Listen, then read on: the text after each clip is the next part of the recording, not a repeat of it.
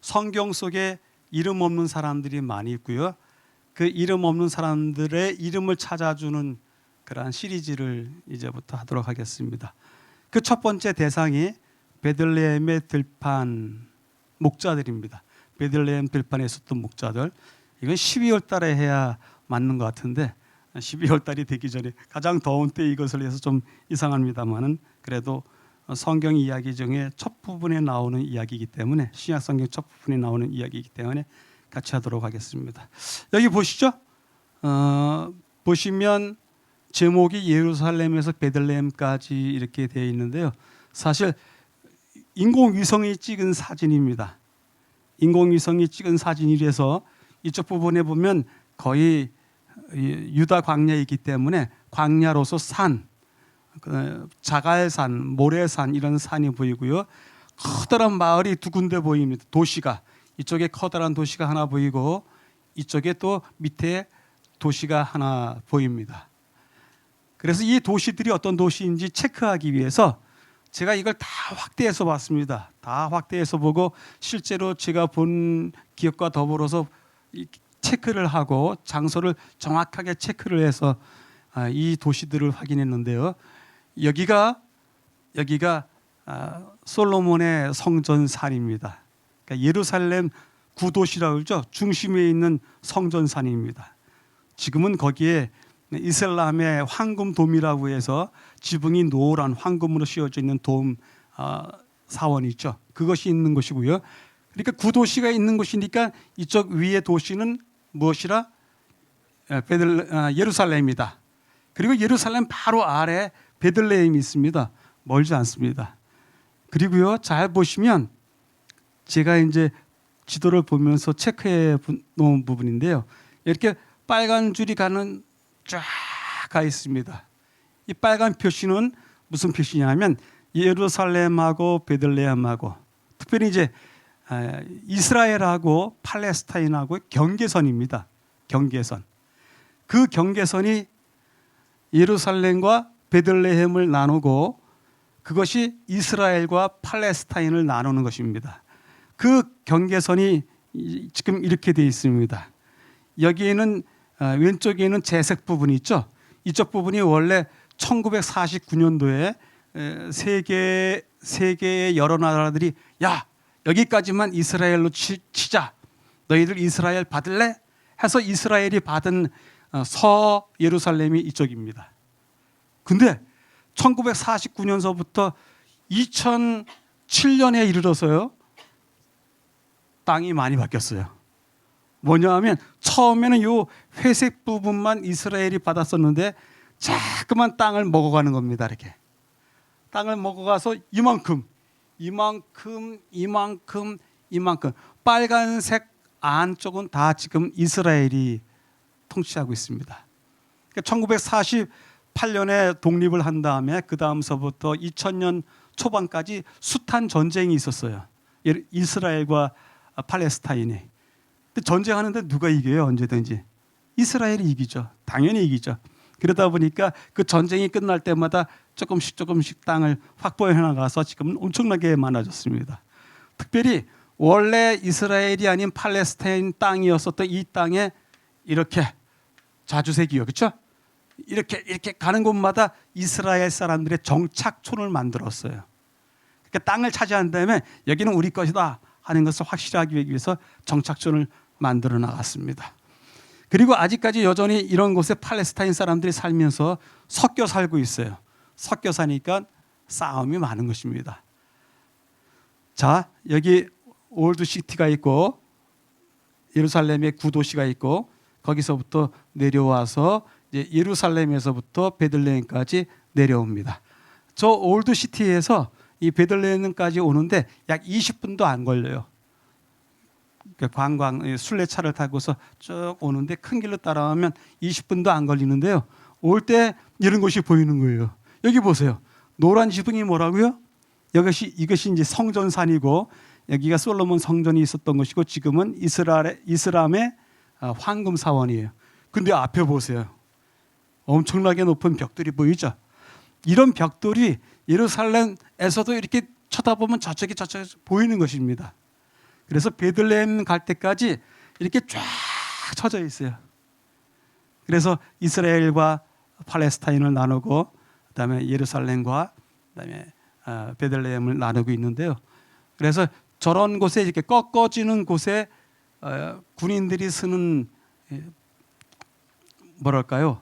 보초들이 쓰는 높은 그 막루가 있고요. 거기서부터 무슨 일이 생기나 좌우로 살피면서 살아가고 있습니다. 이쪽이 이제 팔레스타인 사람들의 땅이거든요. 그러니 이 높은 벽에다가 이렇게 페인팅을 하는 겁니다. 온갖 그림들을, 온갖 구호들을 다 적어놨어요. 멋있는 어떤 장면이기 때문에 하는데요. 여기 가면서 숱한 우리는 무엇이다, 우리는 뭐 자유롭게 살고 싶다, 무슨 얘기들 다 있습니다. 이스라엘에 대해서 저항하자 그런 얘기들도 있고 많이 있습니다. 자, 이제 베들레헴으로 가겠습니다. 여기 보이는 오른쪽 중간서부터 좀 길이 하얗게 길게 나 있죠. 이것도 장벽이에요. 그래서 예루살렘과 베들레헴을 나누는 장벽인데요.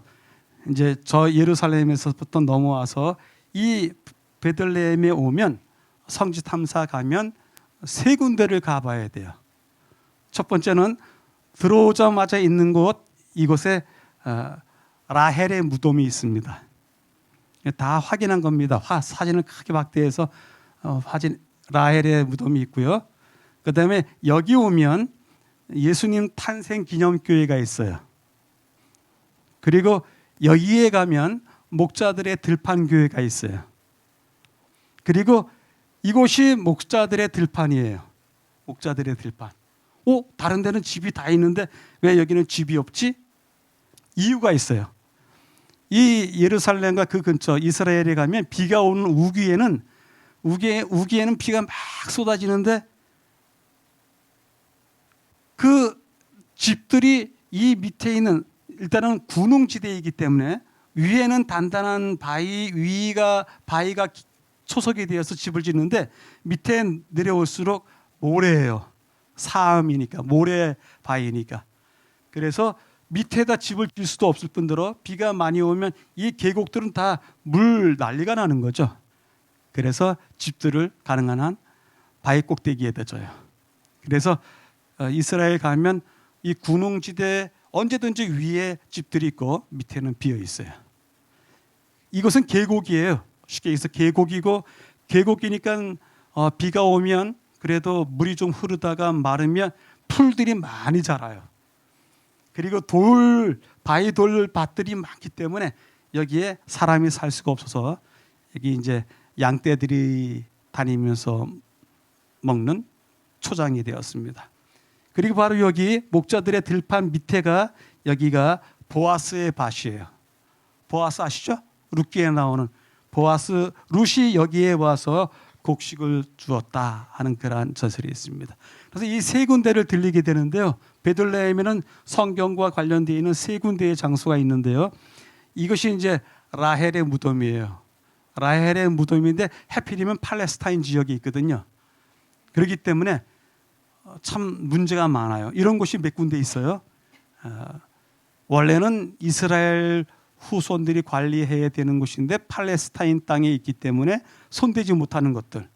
그래도 이스라엘은 군사력이 세고 힘이 세고 팔레스타인은 가진 거 없고, 그러다 보니까 팔레스타인에 이런 유적지가 있으면 이제 이스라엘 군인들과 경찰들, 팔레스타인 경찰들이 협력해서 그 지역은 보존해줘요. 그래서 어떤 폭동이 일어나지 않게끔 그렇게 해주고 있습니다. 여기는 베들레헴에 있는 예수님 탄생 기념교회입니다. 여기가 말 구유가 있었던 자리이고, 그래서 움푹 패 있죠. 그렇다고 하고 그다음에 여기에다가 별 모양의 표식을 해두고서요. 대부분 베들레헴의 이 예수 탄생 기념교회에 가면 여기 꼭 한번 만져보고 싶어서 이렇게 다들 여기 낮거든요. 이 공간이 낮은데도 머리 집어넣고 여기 한번 이렇게 해보고 또 얼굴을 대보고 그렇게 하시는 분들이 많이 계세요. 저도 몇 번이었다가 손을 갖다 댔습니다. 아무 전기도 오지 않는데 그래도 갖다 한번 대보고 그렇게 했습니다. 그리고 여기가 무엇일까요? 여기가 목자들의 들판 교회예요. 목자들의 들판을 바라보면서 있는 교회인데 모양이 이제까지 다니면서 보았던 어떤 지역의 어떤 교회보다도 멋있어요. 왜냐하면 이 교회를 만들 때 이것을 이렇게 치면 뭐가 돼요? 텐트가 돼요. 그러니까 야외 텐트 치는 목자들이 치는 텐트, 그 텐트의 형상을 따서 이 교회를 지었다 그래요. 그래서 나름대로 아름다워요. 그리고 이 목자의 교회에서 이제 여기에 가서 내다보면 다 들판이 보여요. 근데 평평한 초목이 가득한 그런 들판은 아니고요. 이렇게 웅덩이도 있고 뭐 이렇게 울퉁불퉁하고 좀 난처한 지역인데 그러한 지역에 양들을 키우고 있는 것이죠. 그리고 지금 보았던 이 교회 들어가는 입구에 상이 하나 있는데 만들어 놓은 조각상이 있는 청동상인데요. 그날 밤 나타났던 목자들에게 나타났던 천사처럼 그 천사를 형상화해서 교회에 들어가는 입구에다가 그려놨습니다. 그리고 이 목자들의 들판 교회, 그 목자들이 거하던 그 지역에는 다른 곳과 다르게 물이 되게 많아요. 물이 있어야지 양을 키울 거 아니에요. 근데 지형이 그렇게 나쁜데도 불구하고 물이 철철 흘러넘쳐요. 샘이. 그래서 이 들판 교회에 가면 이쪽에 조그만 공간이 남아 있는데 그 공간에 이런 4층 탑을 세워놓고서 양떼들과 목자를 같이 세워놓은 기념탑이 있습니다. 물이 넘쳐납니다. 그래서 여기서 목자들이 양을 키웠겠구나 하는 것을 알 수 있습니다. 그리고 이곳에 가면 이렇게 큰 바위들이 있고요. 바위 덩어리 투성이니까요. 바위들이 있고 이걸 파내요. 이거 쉽게 무너져요. 이렇게 긁어내면은. 그래서 동굴을 만들어서 양들은 바깥에서 밤을 지새고 목자들은 저 안에 들어가서 또 생활을 하고 그렇게 했다고 합니다. 가장 큰 동굴이 이곳인데요. 여기는 많은 목자들이 함께 모여서 식사를 하고 또 쉬고 그랬던 장소로 그렇게 생각이 듭니다. 그리고요, 이러한 동굴 중에 한 동굴이 큰 동굴이 있는데요. 그 동굴에 가면 이렇게 예배를 볼 수 있는 예배소 형태의 의자들이 쫙 있고요. 프란시스코 수도원에서 관리하고 또 만드는 곳이기 때문에 미사를 자주 드립니다.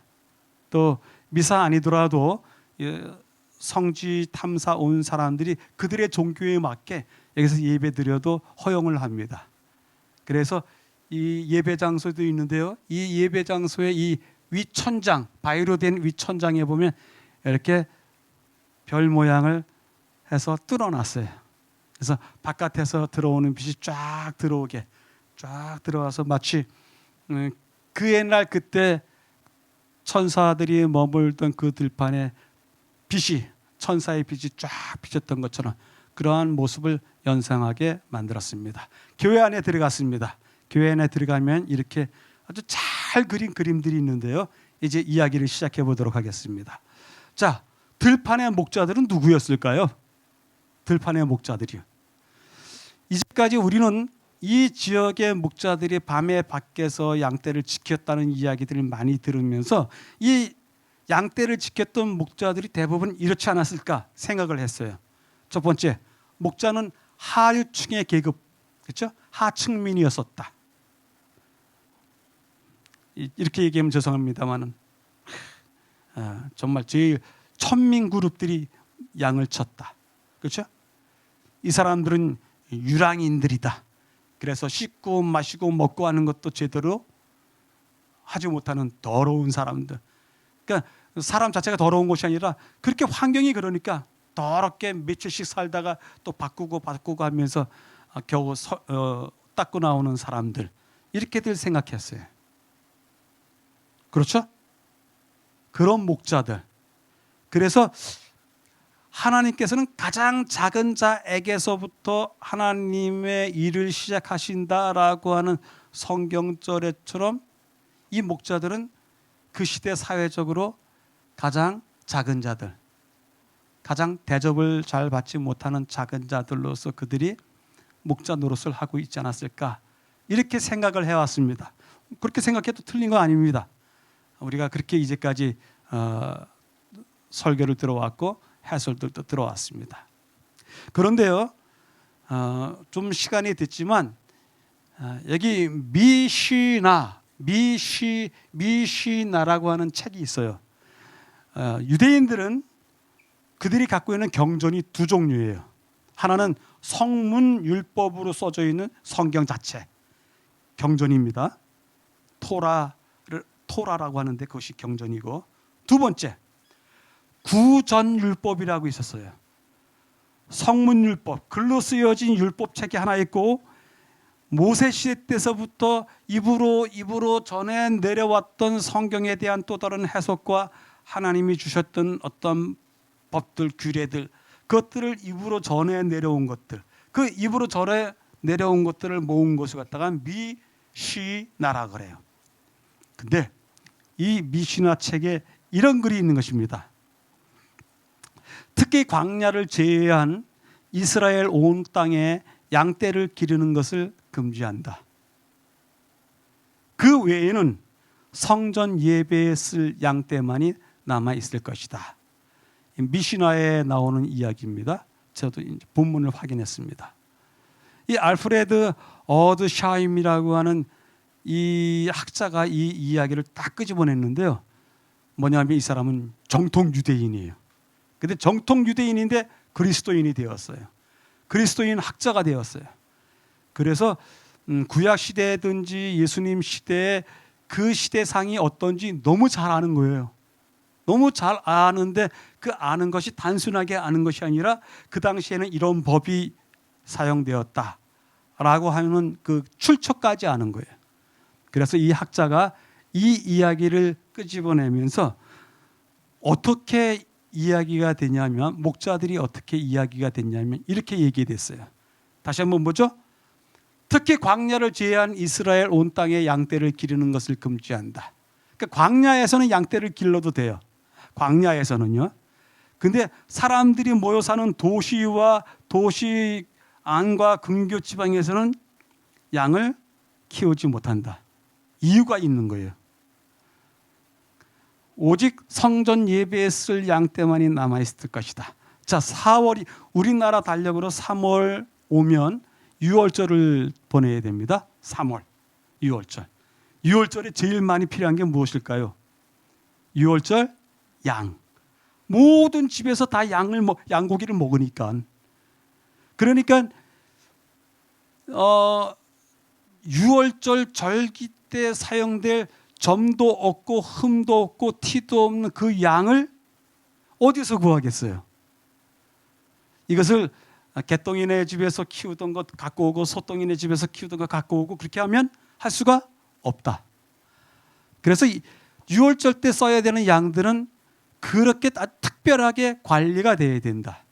제물이기 때문에 구별되어야 된다. 자, 보세요. 제물을 잡기 위해서 양을 잡아놓고서 이제 갖고 와서 제물로 바치려고 할 때 이제 제사장이 어쨌든 죽여야 되잖아요. 그래서 막 찔렀습니다. 칼로 찔렀습니다. 칼로 찔렀는데 이 양이 파닥파닥 되면서 그 칼에 찔린 아픔으로 고통을 느끼는 것을 몸부림으로 표현을 하면 그 양은 이미 부정한 양이 돼요. 부정한 양이 돼서 제물로서 받지 않습니다. 그 양은 제물은 가장 순결해야 되며 구별되어 있어야 되며 그의 죽음 또한 아주 제사장이 아주 정확히 한 번의 칼로 그를 죽여야 돼요. 그래서 이런 것들이 다 훈련되는 것이죠. 그러니 이제 성별한 것, 세속적인 것, 제물에 맞지 않는 것 이렇게 구별해내는데요. 성경책에 여러분들 잘 아시잖아요. 하나님에게 드릴 제물은 흠도 없고 티도 없어야 된다. 근데 아까 봤던 그러한 들판에서 다니는 놈이 말이죠. 조금 잘못 삐끗하면 이 다리 삐거든요. 그건 제물로 못 받아요. 다니면서 뜩 긁혔어요. 바위에 긁혀서 상처가 났습니다. 제물이 안 됩니다. 그래서 어느 입장에서든지 제물을 드리려고 하면 그 제물이 구별된 제물로서 온전해야 되는데 그 온전한 것을 들판에 그 하층민으로 이루어지는 목자들이 키울 수가 있겠느냐? 그렇지 못하다. 제도적으로 그 재물들을 마련해야 된다. 그래서 이 재물들을 위한 양떼를 키우는 일, 온 땅에서는 양떼를 키울 수 없다. 어디에서 어떻게 키웠던 놈이 하나님 앞에 제물로 온다? 그것은 용납할 수 없다. 그러니 일반 사람들은 키우지 못한다. 이렇게 돼 있었습니다. 그러다 보니까 그 당시 목자들은 제사장 그룹, 사제 그룹에서 이제 사제가 되는, 제사장이 되는 이제 초보자들, 그 견습공들이야. 쉽게 이야기해서 그들이 목자를 하든지 아니면 재물만 특별히 맡은 관리하는 그 부서에서 훈련된 사제들이 이 양을 키우는 목자로서 일을 했다. 이렇게 이야기를 꺼냈습니다. 그 이야기가 이제는 좀 여기저기 돌아다니면서 이것이 맞겠다는 얘기를 하는데요. 괜찮아요. 제가 말씀드렸던 여기에 나오는 목자나 그 전에 이야기했던 그 목자나 큰 관계가 없습니다. 근데 이 다음에 나오는 이야기를 들어보면 이 사람들이 맞겠다는 얘기도 들립니다. 두 번째입니다. 목자들이 그날 밤에 있었던 일에 보인 반응을 한번 보려고 그래요. 목자들의 감정은 어떻게 나타났는가? 자, 보세요. 주의 사자가 곁에 서고 주의 영광이 그들을 두루 비치며 크게 무서워하는지라. 온 백성에게 미칠 큰 기쁨의 좋은 소식을 너희에게 전하노라. 듣는 자가 다 목자들이 그들에게 말한 것을 놀랍게 여기되 하나님께 영광을 돌리고 찬송하며 돌아가니라. 여기에 나오는 이 목자들의 반응을 보면 평범한 일반 하층 계급으로서의 그들이 이런 반응을 보였겠는가라고 물어보면 조금 어렵지 않을까, 그렇게 생각을 하게 돼요. 일단은 천사들을 봤을 때 그들이 느끼는 저 거룩한 실체에 대한 어떠한 두려움, 무서움, 그리고 그들이 전해야 될 큰 기쁨의 좋은 소식이 무엇인지 이미 구약 성경에 가득히 적어놨던 것들에 대한 이해를 가지고 있지 않으면 큰 기쁨의 좋은 소식이 무엇인지 모르고, 또한 목자들이 다 자기네가 마을에 가서 이야기했을 때 모든 사람들이 다 동의하면서 놀랬던 그 까닭은 그야말로 하층민으로서의 목자가 가서 이야기했을 때 그렇게 될 수 있을까? 아니다. 제사장 그룹의 어떠한 목자들이 가서 이야기했을 때 그들이 놀랬던 것처럼 역시 듣는 사람들도 놀라지 않았을까?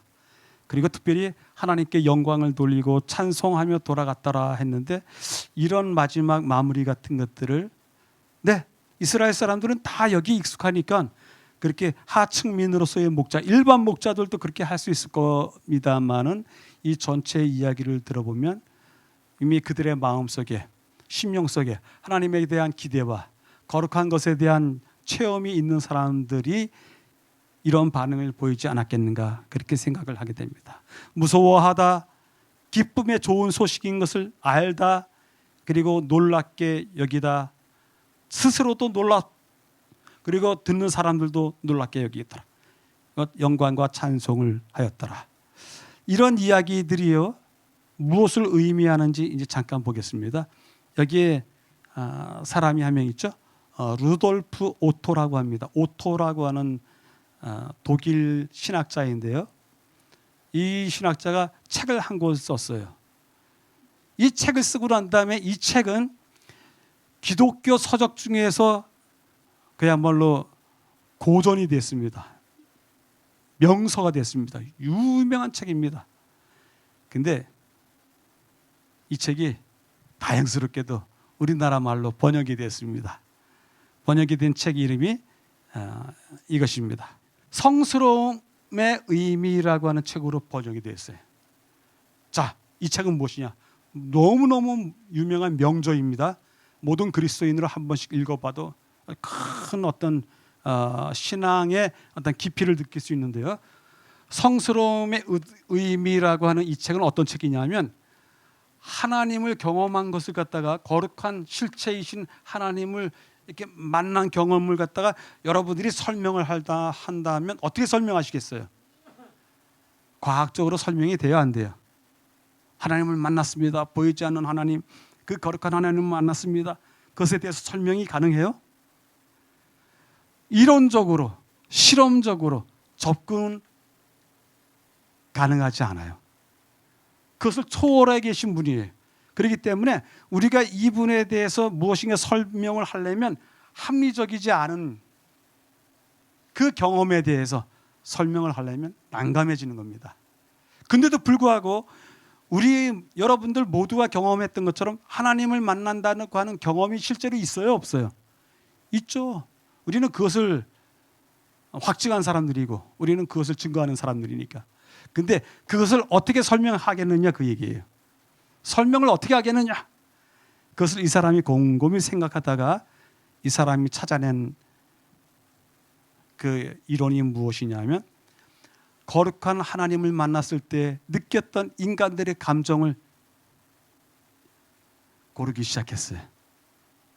그랬더니 거룩하신 하나님을 만났을 때 그 만남의 경험을 이론적으로, 과학적으로, 실험적으로 설명을 할 수 없지만 하나님을 만났던 사람들의 깊게 느꼈던 감정들이 있었던 거예요. 이 체험으로 느낀 감정들. 그 감정을 갖다 누미노제라고 하는데 피조물적인 감정. 하나님 앞에 섰는데 내가 갑자기 조금해지고 말이죠. 하나님은 어마어마하게 되는 그러한 감정들. 두려운 신비. 두려운데 신비로워요. 이것이 무엇이지? 이렇게 느끼는 두려운 신비. 매역. 그분이 무섭긴 하고 두렵긴 하고 하지만 다가가고 싶은 그런 감정. 어마어마함을 느끼고 압도당하는 감정. 장엄함을 이야기하는 것. 그리고 저절로 자기도 모르게 노래가 나오는, 찬송이 나오는 그러한 감정. 이런 감정이 있더라. 그런 공통점이 있더라 하면서 이 책 안에 하나님을 만났을 때 설명할 수 없지만 경험했던 것들이 이런 공통점이 있다 해서 찾아낸 아주 유명한 책이에요. 근데 오늘 우리가 본 성경 구절에는 그런 것들이 다 있는 것입니다. 무서워하다, 두려운 신비를 느끼고요. 기쁨의 좋은 소식, 매혹성이 있고요. 놀랍게 여기더라. 여기는 경이로움이 있고 장엄함이 있고요.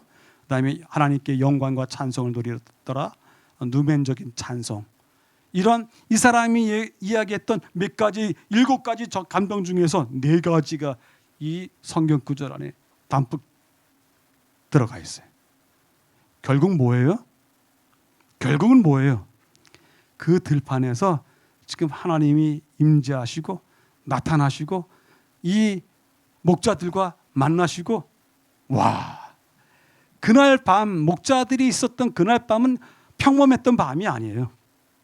하나님의 임재가 있었고 현현이 있었고 그분 앞에 이 거룩한 그분 앞에 이 보잘것없는 목자들이 그분을 만났던 경험들이 10절이 이렇게 이야기하는 거예요. 우리가 단순하게 성경절을 읽어 내려가면서 그런 일이 있었구나. 그것 이상의 일이 이 들판에서 있었던 것입니다. 그 다음에요.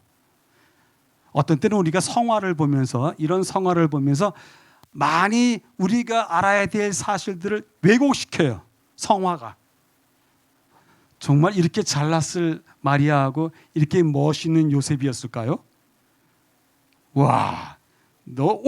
이건 어디서 갖고 온 사과인데 이때 사과 바구니를 다 들고 왔죠? 개도 범상치 않게 생겼고요. 이 목자들의 들판교회 안에 있는 내부의 그림들이 이러한데 이 그림들은 많이 미화된 성화예요. 이렇게 이런 이미지가 우리가 원래 알아야 되는 성경의 진리를 갖다가 왜곡시킬 때가 많이 있다. 그래서 형상으로 그림으로 나타나는 어떠한 메시지들은 우리가 주의해서 봐야 됩니다. 자, 표적에 대한 이야기를 하죠. 천사가 목자들한테 가서 표적을 확인하라. 표적이 뭐예요? 드러나는 어떤 정말 전해주고자 하는 메시지, 그 메시지 그 자체. 표적의 주인공은 누구예요? 표적의 표적은 뭐예요? 아기 예수예요. 근데 그 아기 예수가 어떻다고요? 강보에 쌓여서 구유에 누워 있다. 이렇게. 구유는 뭐 그럴 듯해요. 근데 강보에 쌓여 있는데 이 강보가 100% 중국제 실크 뭐 그런 것 같아요. 거기에다 어우 너무 부드러워 보이고 이야 비싼 것 같아요. 과연 그런 것인가? 그래서 첫 아들을 낳아 강보로 싸서 구유에 뉘었으니 이는 여관에 있을 곳이 없었습니다. 너희가 가서 강보에 쌓여 구유에 누워 있는 아기를 보이라. 이것이 너희에게 표적이다. 그 표적 안에 표적 중에 표적은 아기인데 그 표적과 더불어 있는 것이 강보와 구유예요. 그러니까 구유는 어려울 것이 없어요. 아기, 그다음에 강보, 그다음에 구유. 이 세 가지인데 이 세 가지 중에 강보라고 하는 이 단어가 성경에 딱 4번 나타나는데요. 구약 성경에 2번 나타나고 신약 성경에 2번 나타나는데 신약 성경에 바로 지금 여기 누가복음 여기에만 2번 나타나고 더 이상 나타나지가 않아요. 그 단어의 개수가 적으면 무슨 뜻인지 무엇인지 제대로 확인이 잘 안 되는 거예요. 그래서 이 강보에 대한 이야기를 하겠습니다. 강보는 아기가 태어났을 때 그 아기 전체 몸을 이렇게 감싸는 이불이라, 그죠? 이불이라 이렇게 생각이 들어요. 강보의 우리 한자 뜻이 그렇습니다. 몸을 싸는 이불. 그래서 아이가 옴짝달싹을 하지 못하게 이렇게 아주 힘을 줘서 꽉 둘러싸는 것, 강보. 근데 원래 성경책에 나와 있는 헬라어 성경책에는 조금 다르게 표현하고요. 그 다음에 여러분들이 아시는 영어 성경책 중에서 킹 제임스 버전이라고 정말 중심이 되는 표준이 되는 성경책이 있는데요. 거기에는 강보를 갖다가 스트랩이라고 써놨어요. 이건 넓적한 천인이 이불이 아니라 끈을 이야기해요. 끈. 그리고 또 NASB라고 해서 뉴 아메리칸 스탠다드 바이블, 새 미국인 표준 성경이 있는데 거기에는 스트라이프, 끈으로 표시해놨어요. 그러니 이것이 어떤 것이 맞는 것인지 확인이 돼야 되는 것입니다.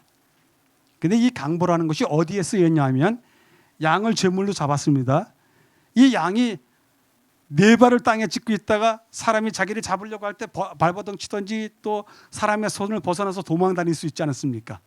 그러면 이건 완전히 쇼이죠. 뭐 큰일입니다. 그러기에 제물로 바쳐질 양은 여기 보이는 그림처럼 그 발을 묶어요. 발을 묶음으로 말미암아 제물이 이렇게 움직이지 않도록 강하게 쪼여맨입니다. 근데 이렇게 갖는다란 천은 아니고요. 조금 넓은 천으로 이렇게 합니다. 그래서 우리 이스라엘의 역사와 문화를 다루는 곳에서는 강보가 이 양들을 묶는, 양의 다리를 묶는 천이다 그렇게 써놨어요. 스트랩이라고 쓰는데 제사장들의 봉사활동에 꼭 필요한 것이죠. 또 아니면 이것을 강보라고 했어요. 여기 아브넷이라고 하는 것인데요. 이 아브넷은 이제 제사장이 옷을 입는데 몇 겹씩으로 입잖아요. 안에 옷 입고 또 하얀 옷 입고 그 위에 에봇도 입고 이 옷을 많이 입잖아요. 그게 이 옷들이 다 개별적으로 움직이면 안 되기 때문에 허리띠를 쫙 이렇게 둘러요. 그 허리띠가 이렇게 생겼습니다. 이것이 이스라엘의 제사장들이 사용하던 허리띠예요. 근데 이것을 강보라고 부른다. 이렇게 또 나와 있어요. 그럼 이 강보를 어디서 마리아와 요셉이 구했을 것인가? 마리아와 요셉이 친히 잘 알고 있는 제사장이 있어요, 없어요? 있죠. 엘리사벳. 또 엘리사벳 남편 사가랴. 누구예요? 사가랴가 제사장이잖아요. 그래서 혹시 그들이 이 두 젊은 내가 날 아이를 감싸라고 해서 이것들을 혹 전해주지 않았을까? 그런 추측도 하게 됩니다. 그래서 우리가 아기를 강보를 큰 아기를 덮는 이불로만 안다면은 조금 해석이 좀 불충분한데 이런 식으로 알고요. 그 다음에 특별히 고대에 그려진 성화일수록 성화요. 조금 전에 성화에서는 아주 중국제 실크 천이 보였었는데 고대에 그려진 예수님의 탄생에 관련되어 있는 그림들은 이렇게 그려져 있어요. 이거 보시죠. 아기 예수가 뭘로 쌓여져 있어요? 보재기? 이불? 아니죠. 무슨 넓적한 끈으로 갖다 이렇게 됐어요. 그래서 이런 그림이 고대 성화로 갈수록 거의 주를 이루어요. 아주 오래된 성화들은 다 이렇게 표현이 되어 있어요. 제가 여러분 놀랄 일을 지금 경험하고 있어요. 제가 할아버지가 됐습니다. 이번 달에 할아버지가 되었습니다. 저도 이제 할아버지라고 불러주셔야 돼요. 근데 아이를 보러 갔다가 제가 깜짝 놀랐어요. 이 애미가 자기 아이를 갓난 아이니까 막 손을 움직이고 또 뭐 하고 또 이거 긁으면 안 되니까 늘 꼭꼭 매라고 하잖아요. 근데 갔더니 일단은 한 겹으로 얇은 이불 같은 거로 한 겹으로 맨 다음에 그다음에 그 위에 그야말로 한 뼘 정도 되는 이 띠가 있더라고요. 꼭 묶은 거예요. 팔 쪽으로. 그래서 이렇게 묶으니까 아이가 꿈쩍을 못하고 고스란히 잘 누워 있더라고요. 제가 그것을 보는 순간 저게 강보가 맞다. 그런 생각이 탁 들더라고요. 근데 이 강보가 사용되는 것이 두세 군데가 있는데, 첫 번째, 양을 잡을 때 양의 다리를 묶는 강보 하나, 지금 그리고 어린아이가 태어났을 때 어린아이가 이렇게 움직이지 못하게 둘러싸는 거 하나, 마지막 한 번은 사람이 죽으면 그에게 천을 두르는 것이 아니라 강보를 쌉니다. 이렇게 쭉 쌉니다. 왜? 몸이 뻣뻣이 굳어가는데 그 굳어가는 것이 그야말로 이렇게 뭐 다리가 벌려지고 또 손이 벌려지고 하면 안 되니까 꼭꼭 매지 않습니까? 그래서 목자들이 누워있는 아기 예수인데 그 강보에 쌓여서 누워있는 아기 예수를 딱 보면서 무슨 생각을 했을까요? 저는 이미 오래전서부터 이야기되어 왔던 인간을 구원하는, 세상을 구원하는 구세주이시다. 양이다. 어린 양이다. 어린 양이다. 성경책 요한복음에 보면 어린 양을 보라 이야기 나오잖아요. 그 어린 양을 목자들이 본 거예요. 근데 그 어린 양, 이제 막 태어난 어린 양이지만 그 어린 양이 죽었을 때 강보에 쌓여있는 그 모습도 같이 보는 거예요. 그렇게 표적으로서의 예수님을 찾아가서 딱 보는 순간 저 아기는 세상을 구할 메시아요 그리스도이다. 어린 양으로서의 그리스도이다. 그렇지만 저가 여전히 인간을 위해서 강보에 쌓일 건데, 인간을 위해서 죽음을 맛보고 강보에 쌓일 것이다. 이런 깨달음을 목자들이 보고서 그 자리에서 이제 그리스도에 대한 찬송과 영광을 돌리죠. 자, 이제 보겠습니다. 또 네 번째 장면이 있는데요. 천군과 천사들이 함께 찬양하더라. 홀련히 수많은 천군이 그 천사들과 함께 하나님을 찬송하여 이르되, 지극히 높은 곳에서는 하나님께 영광이요 땅에서는 하나님이 기뻐하신 사람들 중에 평화로다 하니라. 천사들이 떠나 하늘로 올라갔다. 그리고 나서 이제 목자들이 예수님을 만나러 가는 것입니다. 자, 저는 이 장면이 이 기사를, 이 원고를 쓰면서 이 부분에 와서 정말 감동이었어요. 갑자기 자기들에게 얘기했던 그 천사 말고 하늘에 천군이 모여드는 것입니다. 천군이. 어디에? 그 들판에.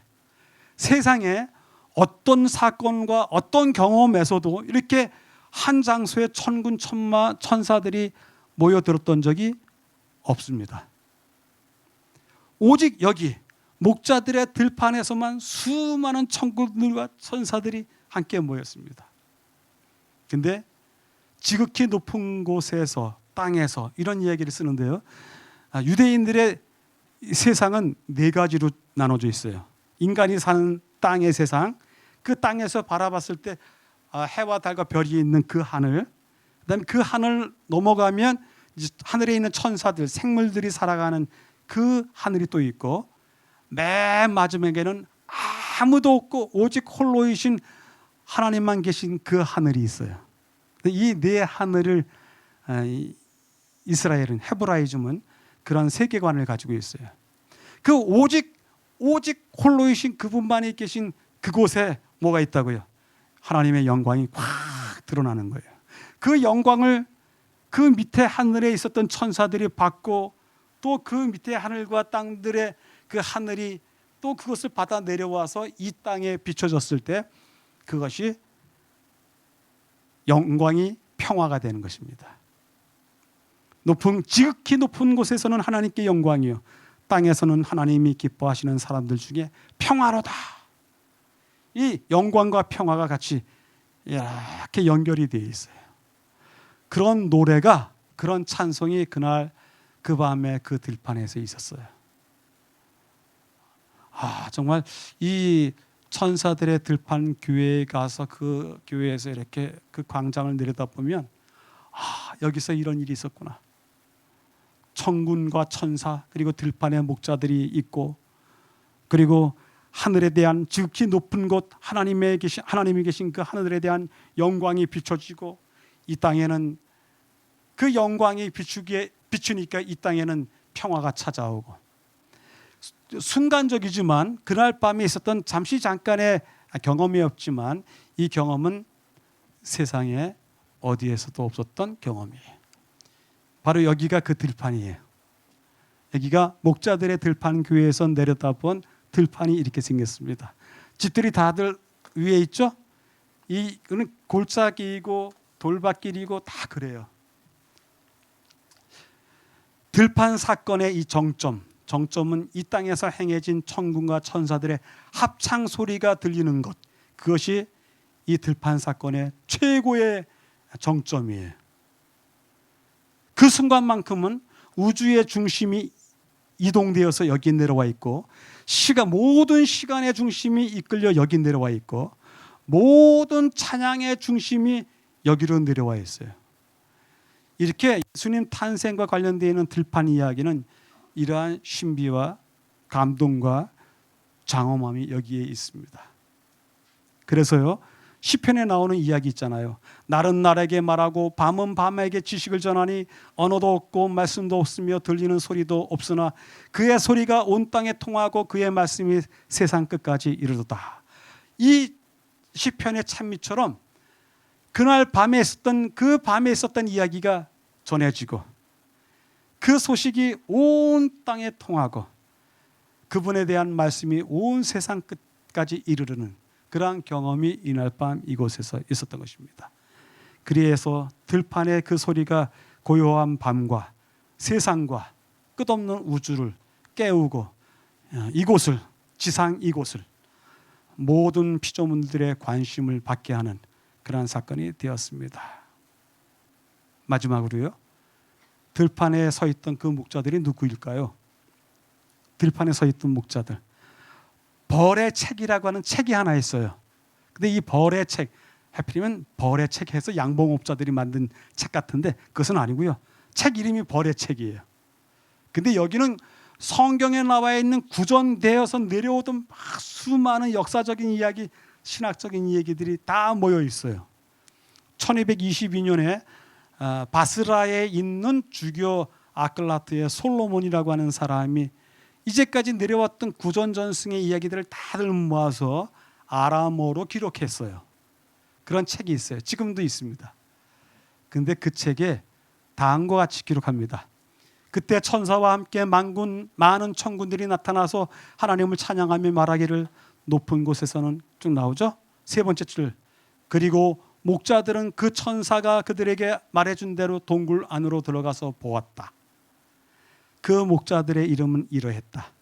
아세르, 제블론, 유스투스, 니고데모스, 요셉, 그리고 요새. 이 7명이 그날 그 들판에 있었던 목자들이었다. 이렇게 이야기를 해요. 그래서 우리 성경책은 얘기하지 않은 것입니다. 너무 신뢰는 하지 마시고 일단 전승으로서 내려온 이야기로서 그날 그 들판에 7명이 있었다. 그 목자들은 이러이러하다면서 이야기를 남깁니다. 이 이야기를 쭉 정리를 하고 또 자료들을 찾고 하면서 그날 밤에 있었던 그 위대한 사건, 그 장엄한 광경 속에 나 같은 사람이 설 수 있었을까? 그런 생각도 해보고, 그런 곳에 그들과 함께 서 있었더라면 정말 대단한 모든 내 인생의 모든 날들을 바꾸어도 변화시켜도 될 만큼 값진 날이었을 것이다. 그런 생각을 해보게 되었습니다. 여러분들도 어느 때인가는 모르지만 거룩하신 하나님 앞에 서는 누미노제의 경험을 하시게 되길 바랍니다. 두려움도 갖고 떨림도 있고 매혹감도 있고 저절로 찬송도 나오는 그러한 하나님을 만나는 경험이 있게 되길 바라고, 어느 때 갑자기 여러분들 앞에 나타날 천사들과 하나님의 보내신 사자들을 만나기 위해서 여러분들도 늘 목자들처럼 마음이 깨어있고 영성이 깨어있으신 우리 모두 준비되어 있는 사람들이 되기를 바랍니다.